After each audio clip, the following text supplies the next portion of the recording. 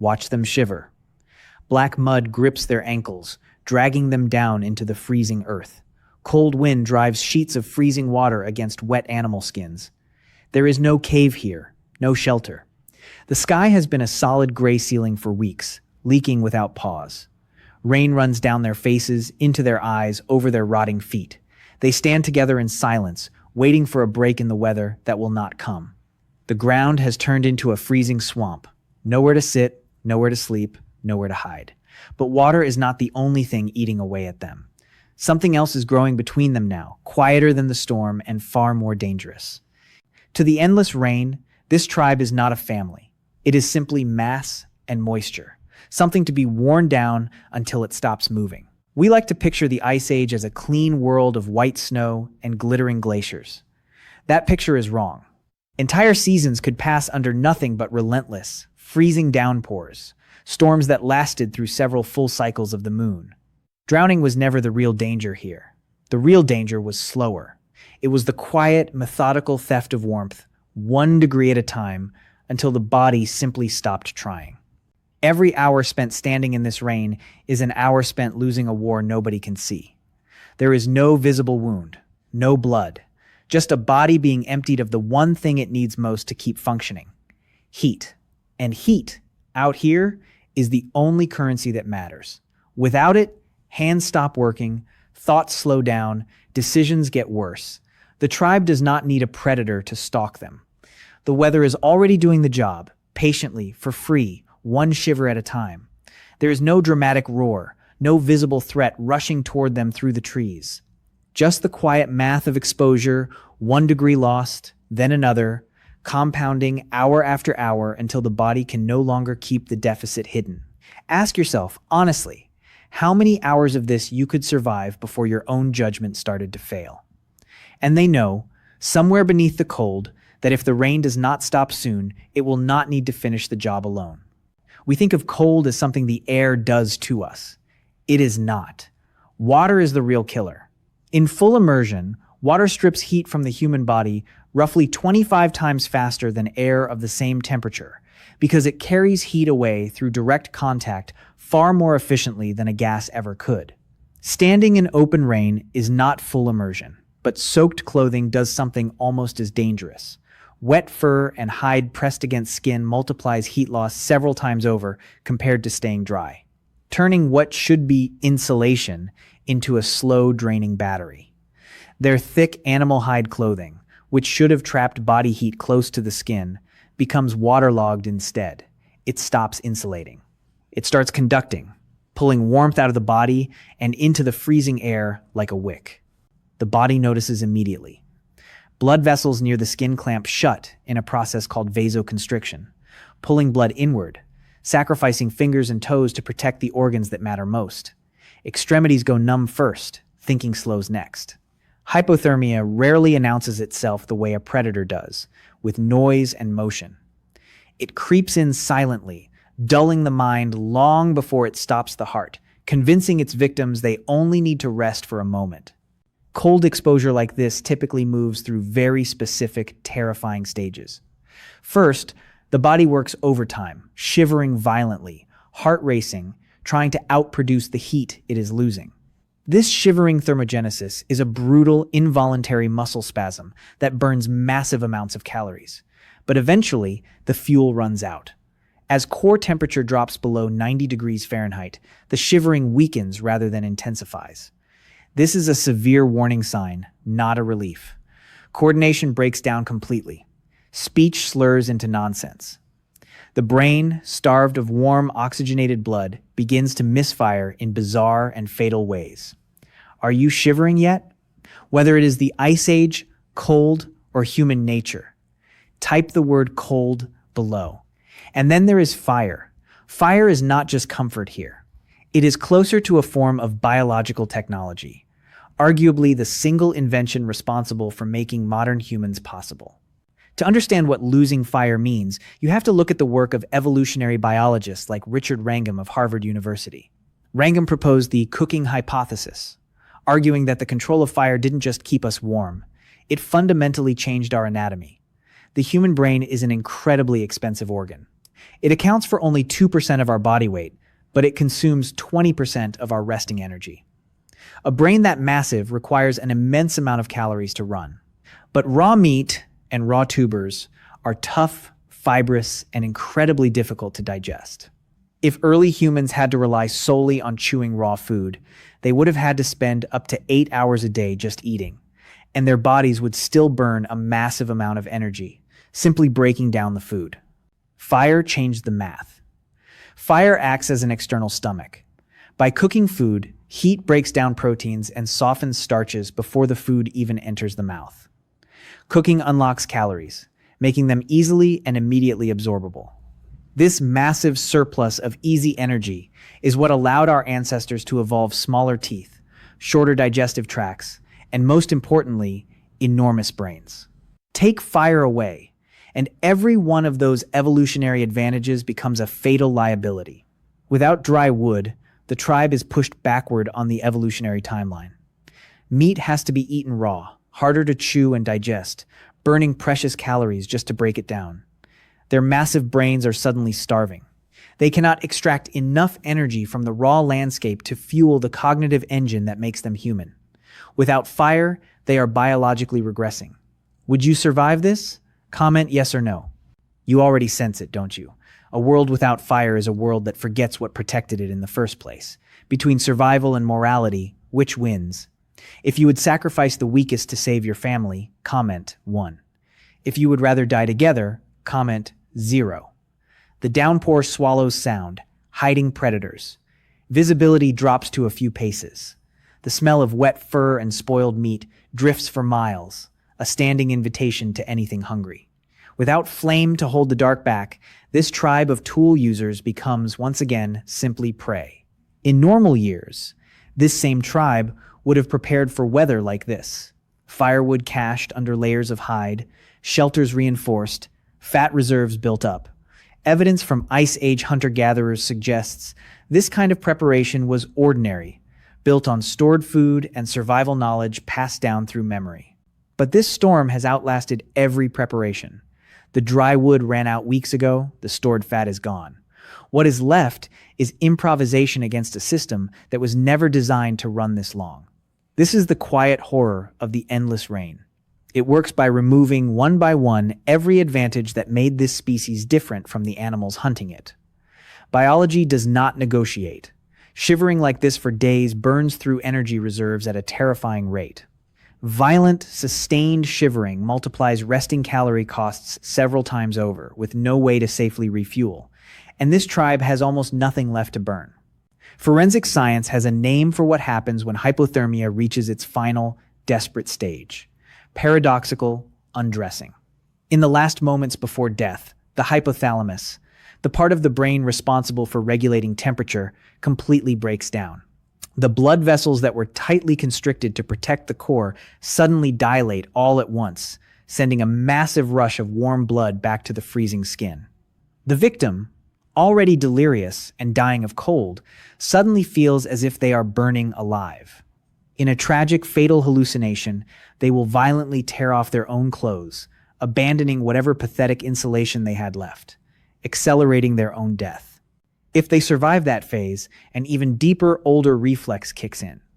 Investigators finding freezing victims often discover them squeezed into incredibly tight spaces, under logs, pushed beneath beds, wedged into small rock crevices. This is known as terminal burrowing. It is a primitive brainstem reflex, a mechanism we share with hibernating animals. As the higher cognitive functions of the human brain shut off one by one, the oldest, most reptilian part of the brain takes over, forcing the body to dig into a small, dark space to die.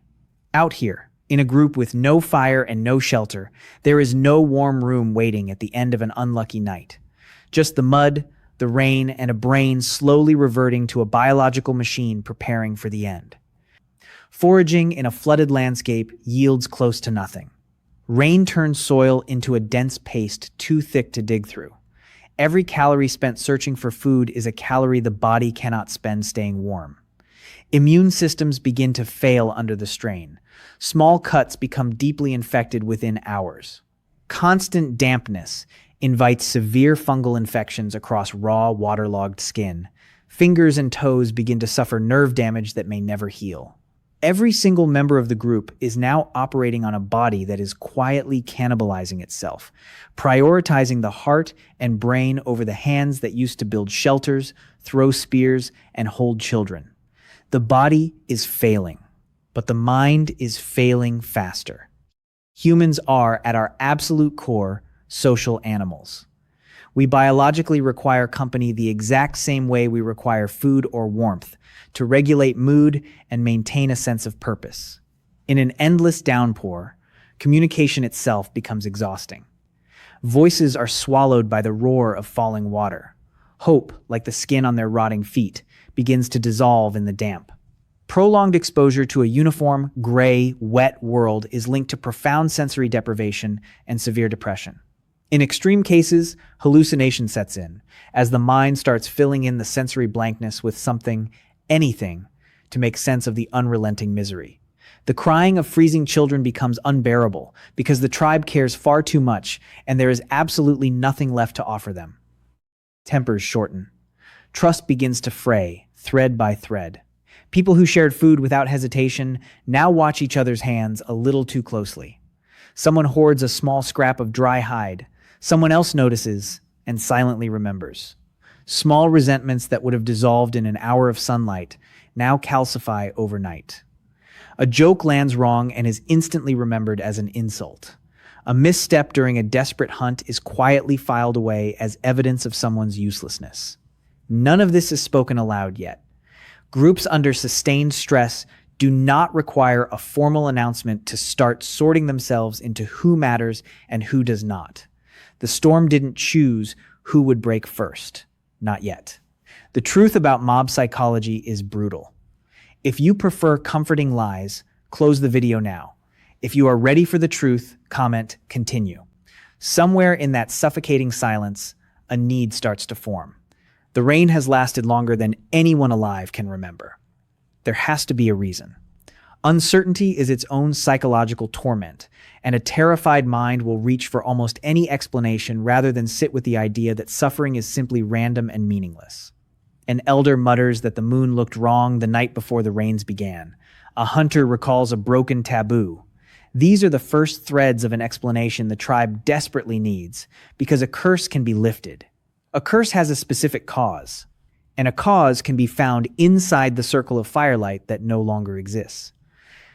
Across countless small-scale societies facing prolonged disaster, misfortune was almost always interpreted through some framework of a broken taboo or a cursed individual. Because a universe that brutally punishes rule breakers is vastly more bearable than a universe that punishes absolutely no one in particular. Finding someone to blame gives a freezing group something to do besides wait to die. So far, everything here has a rational explanation. What happens next does not. Then someone remembers who joined the group last, right before the rains began. Someone still not quite like the rest of them. Maybe it is the widow who arrived from a dying camp to the south. Maybe it is the boy born with a foot that turns inward, always consuming a little more than he provides. It does not matter who. What matters is that the tribe now has somewhere to put its massive, unbearable fear that is not the gray sky. This is scapegoating, and it is older than fire itself. The practice of directing unmanageable fear onto a single person who becomes an outlet for a punishment that was never truly theirs to carry. It does not require facts.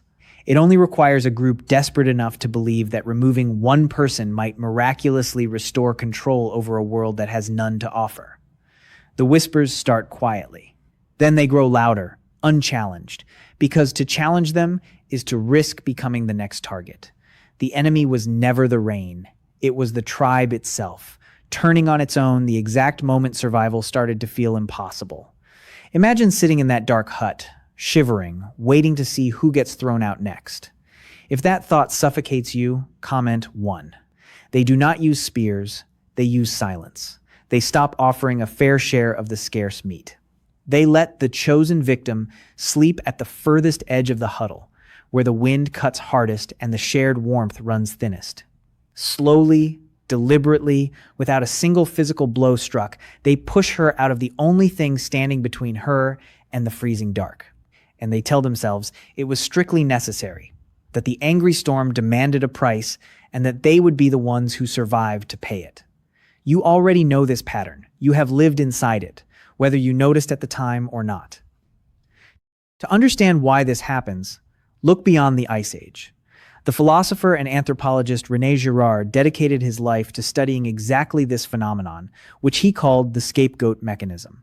Girard observed that when human groups experience intense internal tension, rivalry, or an existential threat, the social fabric begins to tear. To prevent the group from destroying itself in chaotic violence, the collective unconscious spontaneously identifies an arbitrary victim, a scapegoat. By uniting in their hatred against this one individual, the group violently expels them. And here's the terrifying part. The sudden release of tension actually makes the group feel better. The artificial peace that follows the expulsion convinces the group that the scapegoat was genuinely guilty all along. Blaming one visible person feels like doing something. It restores, at least temporarily, a powerful illusion of control. If you think this behavior vanished when we built cities, history proves otherwise. Consider the work of the economist Emily Oster. Oster published a fascinating study analyzing a massive spike in European witch trials between the 13th and 19th centuries. She did not look at religion, she looked at the weather. This period coincided with a climatic era known as the Little Ice Age. Temperatures dropped, crops failed repeatedly, plunging entire regions into starvation. Oster found a startling statistical correlation. During the years when the weather was coldest and the crops failed the hardest, the number of women burned at the stake for witchcraft skyrocketed. When the peasants watched their children starve because of freezing rain, they did not accept the meteorological reality of climate shifts. They looked for someone to blame. They looked for the odd woman living alone at the edge of the village, accused her of controlling the weather, and murdered her. The ancient circuitry fired exactly as designed. Find a face, put the fear on it, burn it, and convince yourself the storm will finally end. The storm changes shape across centuries. Sometimes it is crop failure. Today, it might be a collapsed project or a viral post online. The reflex underneath stays remarkably, terrifyingly consistent. Consider the modern office when a massive product launch fails drastically under target. Somewhere in the room, a name starts circulating before anyone has finished reviewing what actually went wrong. It is rarely the person with the most power. It is almost always someone infinitely easier to remove, newer, quieter, already standing at the edge of the corporate group. The actual cause of the failure, a fundamentally flawed process, a disastrous strategic decision made higher up, is left completely untouched, free to fail again. But the group feels better, because the scapegoat has been expelled. Have you ever watched a team quietly agree on who to blame before anyone had actually reviewed the facts? That decision gets made in minutes. Finding the real cause almost never does. It happens across entire digital platforms every single day, where a single person is pushed into the center of a massive public outrage that was never really about them. We call it cancel culture now, but it is just the digital equivalent of a witch trial. Directing collective fury at one visible, isolated target feels infinitely more satisfying than confronting a diffuse, structural truth about society. Think about corporate layoffs that target the newest, most vulnerable hires, instead of examining why the department was vastly overstaffed in the first place. Think about how often cutting dead weight, quietly, means removing whoever has the least social standing to defend themselves. The endless freezing rain outside an ancient mud hut and a falling revenue number in a modern boardroom trigger the exact same ancient circuitry. We are desperate for the discomfort to mean something. We cannot tolerate a universe where bad things happen for no specific reason. The ancient tribe did not have human resources departments. What they had was fear, scarcity, and a desperate biological need to regain control. We tell ourselves we have evolved far past that brutal instinct. We have not evolved past it. We have simply given it new terminology, new glass-walled rooms to occur in, and reasons that sound more logical than superstition. But we are doing exactly the same job, making our pain feel purposeful by handing it to someone weaker to carry. None of this makes the instinct forgivable. It makes it recognizable, which is the only thing that has ever given anyone a real, honest chance to interrupt it before it finishes its work. The rain did eventually stop. It always does. The gray sky broke, the mud began to dry, and the sun returned to warm the earth. But not every member of that tribe lived to see it, and not all of the ones who died were killed by the cold. Every human alive today carries the inheritance of ancestors who survived horrific storms, exactly like this one. They survived through incredible cooperation, through sharing warmth when there was almost none left to share. That is the beautiful part of our history. But we also carry the other inheritance, quieter, darker, and far less comfortable to admit. The instinct to find someone smaller than the storm and blame them for it instead. The rain never chose who would suffer most. In the end, the tribe did. They endured. Through the endless black storms and the freezing mud, they survived so that we could exist.